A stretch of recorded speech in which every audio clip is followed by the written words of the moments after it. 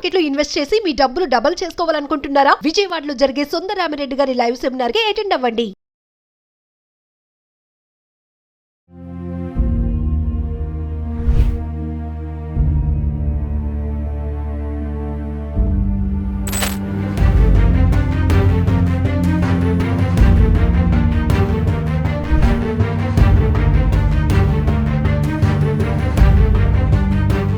నమస్తే, welcome to Suman TV. ప్రస్తుతం మనతో పాటు ఉన్నారు ప్రముఖ వైద్యులు డాక్టర్ ప్రభుకుమార్ గారు.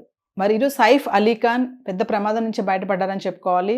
చూసుకుంటే మరి 6 కత్తిపోట్లు, ముఖ్యంగా 2 అయితే పెద్ద ఊండ్స్ అని అనుకోవాలి. ఫ్రంట్ నుంచి చూసుకుంటే నెక్ మీద, వెనక నుంచి చూసుకుంటే వెన్నుముక్క.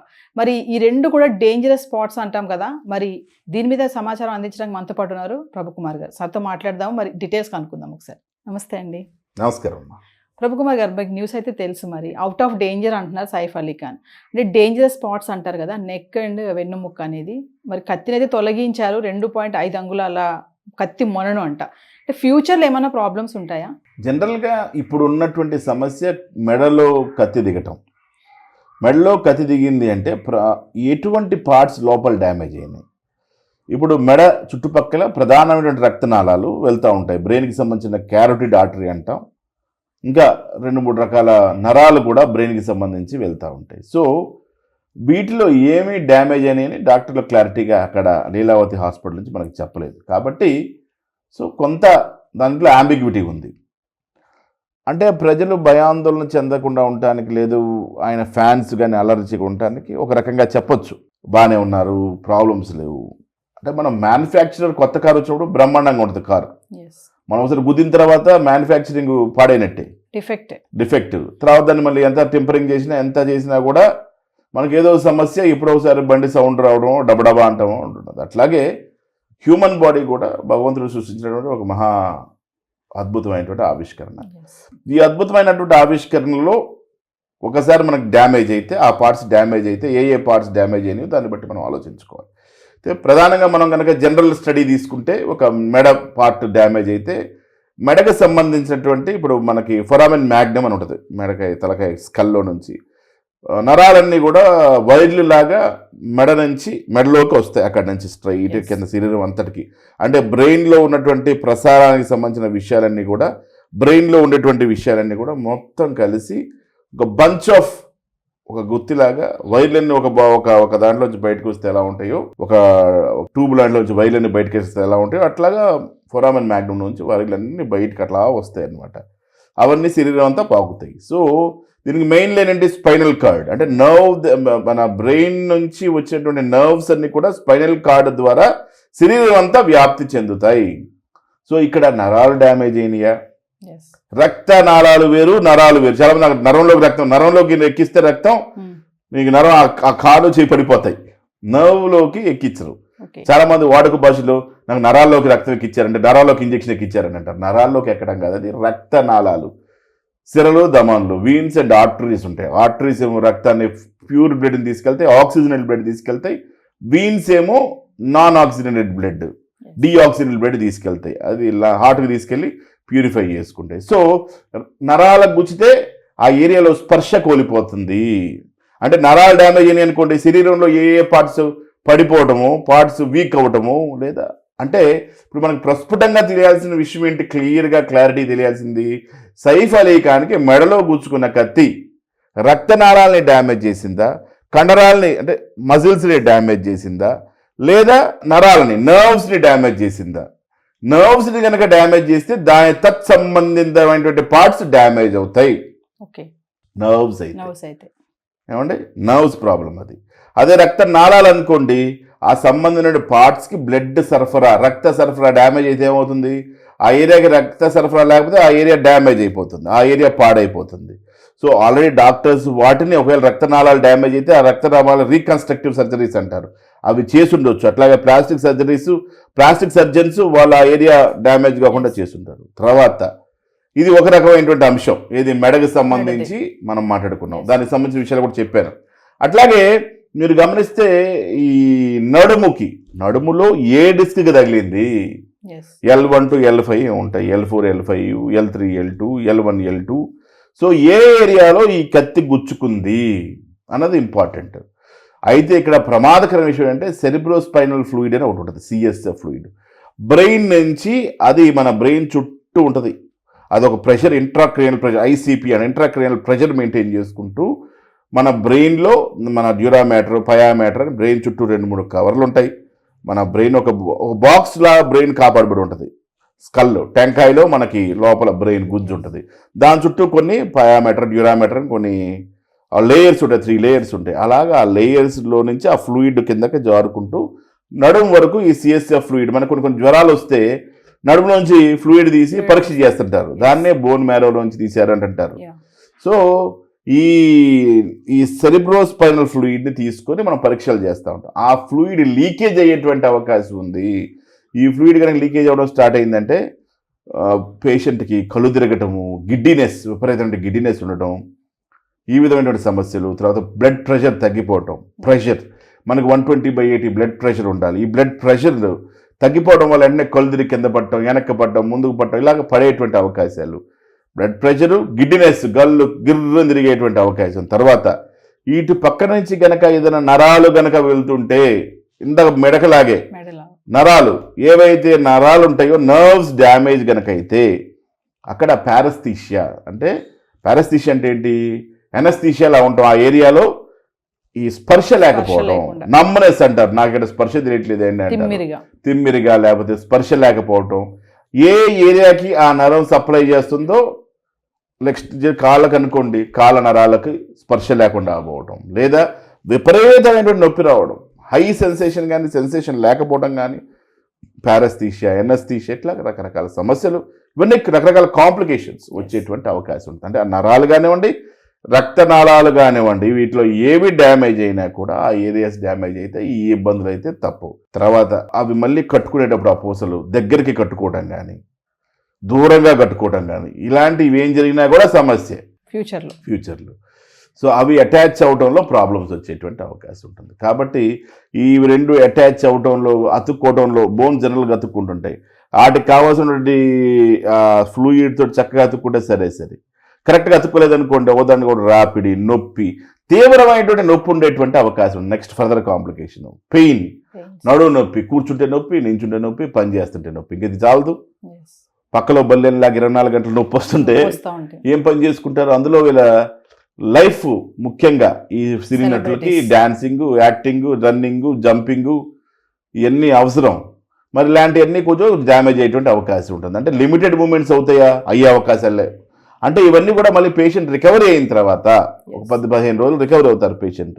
సర్జరీస్ వీటి నుంచి రికవరీ అయిన తర్వాత ఒక 1 week 15 days లేదా 1 month తర్వాత అసెస్మెంట్ చేసిన తర్వాత ఏమేమి డ్యామేజ్ అయినాయో చూసుకున్న తర్వాత అప్పుడు ఫిజియోథెరపీ లాంటివి చేయటం, వాళ్ళకి రెగ్యులర్గా వాటిని మళ్ళీ నార్మల్గా రొటీన్ లైఫ్లోకి రావడానికి కావాల్సినటువంటి అన్నీ చేసుకోవడానికి అవకాశం ఉంది. అయితే ప్రమాదకరమైన విషయం ఏంటంటే ప్రధానమైనటువంటి నర్వ్స్ కనుక డ్యామేజ్ అయితే అవి లైఫ్ లాంగ్ కాంప్లికేషన్. దా నేను చెప్పాడు కొత్త కార్ లాగా, ఒకసారి కార్ డ్యామేజ్ అయితే అట్లా రిపీటెడ్గా మనకి డిఫెక్ట్స్ వస్తాయి, అవి కంటిన్యూ అయ్యేటువంటి అవకాశం కూడా లేకపోలేదు. సో ఈ ప్రాబ్లమ్స్ అయితే ఉంటాయి. ఇందాక మీరు ఫ్లూయిడ్స్ అన్నారు కదా సార్, ఆ వెన్నుముక్కలో అయితే కత్తి తీసేశారు మొన్నను, కొంచెం ఫ్లూయిడ్ లాగా వస్తుంది అని చెప్పేసి డాక్టర్స్ చెప్పడం అయితే జరిగింది రిపోర్ట్లో. అంటే ఫ్లూయిడ్ రావడం వల్ల సమస్యలు ఏమైనా ఉంటాయి? దాన్నే సెరిబ్రోస్పైనల్ ఫ్లూయిడ్ అంటారు, సిఎస్ఎఫ్ ఫ్లూయిడ్. ఈ ఫ్లూయిడ్ రావడం వల్ల గిడ్డినెస్, కళ్ళు తిరగటం, తర్వాత ఈ ఫ్లూయిడ్ పోవడం వల్ల బ్లడ్ ప్రెషర్ తగ్గటం, ప్రెషర్ తగ్గి పడిపోవడం కిందకి, ఇట్లాంటి ప్రమాదకరమైనటువంటి అంశాలు ఉండేటువంటి అవకాశం ఉంటుంది. ఈ ఫ్లూయిడ్స్ని బాగా ప్రెషర్గా ఆపేస్తారు, మంచి ప్రెషర్ పెట్టి నడుము మీద ఆపేటువంటి అవకాశం ఉంటుంది. డాక్టర్స్ తెలిసే విధంగా ప్రెషర్ బ్యాండేజెస్ వేయటం, ఆ ప్రెషర్ బ్యాండేజెస్ వేయటం ద్వారా ఆ తర్వాత అది పూడిపోవడం జరుగుతూ ఉంటుంది. సార్ డాక్టర్ అంటే 2 spots డేంజరస్ స్పాట్స్ అంటారు కదా, నెక్ది వెన్నుముక్కది, అంటే అక్కడ పొడిచాడు అంటే పొడిచినోడు ఎక్స్పర్ట్ అనుకోవచ్చు అంటారా? అంటే ఇప్పుడు ఇవి ముఖ్యమైనటువంటి అంశాలు. ఇతన్ని ఏం డ్యామేజ్ చేయాలనుకుంటున్నాడో అతను డ్యామేజ్ చేశాడు. ఇప్పుడు ఇతని లైవ్లీహుడ్ ఏంటి, ఇతనికి బ్రెడ్ విన్నింగ్ ఏంటి, ఇతనికి ఆహారం పెట్టేది ఏంటి, యాక్టింగ్. అంటే అతను చంపాలనుకున్న అతను లేదా డ్యామేజ్ చేయాలనుకున్న వ్యక్తి టార్గెట్ ఏంటి, ఈయన యాక్టింగ్ని దెబ్బతీస్తానికి ట్రై చేస్తున్నాడు అని అర్థమవుతుంది. ఈ ఇన్సిడెంట్స్ వల్ల మనకి ఏమర్థమవుతుంది, అతని యొక్క జీవనోపాధి, ఈ జీవనోపాధిని కొంతమంది పాటలు పాడతారు, గొంతుకు వస్తే ఉన్నాడు పాటలు పాడలేడు, వోకల్ కార్డ్స్ డ్యామేజ్ చేస్తే పాటలు పాడలేడు. అట్లాగా ఇతని జీవనోపాధి ఏంటి, ఎంత పెద్ద యాక్టర్ అయినా వాళ్ళ జీవనోపాధి మీద ఆధారపడుతుంది. సో జీవనోపాధి ఏంటి ఈయనకి? యాక్టింగ్లో ఇక డాన్సింగు, జంపింగు, ఇక రకరకాల భంగిమలు, ఇవన్నీ కూడా యాక్టింగ్ స్కిల్స్ అన్ని చూపించాలి. వాళ్ళు ఉన్న రకరకాల స్కిల్స్, నవరసాలు పోషించాలి. దాంట్లో నడుము పాత్ర చాలా ముఖ్యమైనది కదా. సో ఈ నడుము పాత్ర డ్యామేజ్ అయ్యిందంటే అతనికి జీవనోపాధి మీద దెబ్బ తగులుతుంది. సో బతికినా చచ్చినట్టే లాగా అయ్యేటువంటి అవకాశాలు ఉంటాయి. కానీ ఇతను ఏ విధంగా, నేను ఇందాక మనకి ఏ విధంగా ఎక్కడ దెబ్బలు తగిలినో తెలియదు కాబట్టి, ప్రాపర్గా మనకి ఇక్కడ తగిలింది దీనివల్ల ఇది అని చెప్పడానికి లేదు కాబట్టి, ఇతను రిపోర్ట్స్ ఉంటాయి, మెడికల్ రిపోర్ట్స్ ఉంటాయి. మనం పూర్తిగా ఏ డిస్క్ల మీద డ్యామేజ్ అయినాయి, వెన్నుపూసలో ఏ డిస్క్ల మీద డ్యామేజ్ అయింది, తర్వాత బ్రెయిన్ దగ్గర, నెక్ దగ్గర ఏ పార్ట్స్ డ్యామేజ్ అయితే, ఏ రక్తనాళాలను కానీ ఏ నర్వ్స్ కానీ వాళ్ళు రీకన్స్ట్రక్ట్ చేయగలిగారు, ఇవన్నీ కానీ ప్రాపర్ రిపోర్ట్స్ కనుక మన చేతిలో ఉంటే పర్ఫెక్ట్గా మనం ఏ పార్ట్ డ్యామేజ్ అవుతుందో చెప్పడానికి అవకాశం. కాబట్టి అతని నైపుణ్యాన్ని చూస్తే మీరు చెప్పినట్టుగా ఈ దొంగనబోయేటువంటి వ్యక్తి కానివ్వండి, లేదు ఈ హైయర్డ్ కిల్లర్ కానివ్వండి, లేదు మాఫియా కానివ్వండి, ఎవరైనా కానివ్వండి, who ever it is, some x person ఎవరైతే ఇది చేశారో ఎక్స్పర్ట్గానే చేశాడు. అతని జీవనోపాధిని దెబ్బ కొట్టే విధంగానే చేశాడు.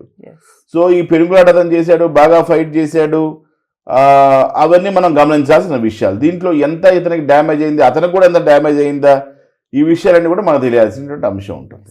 రికవరీకి ఎంత టైం పట్టొచ్చు అంటారు? మినిమం 1 month అయితే పడుతుందమ్మా.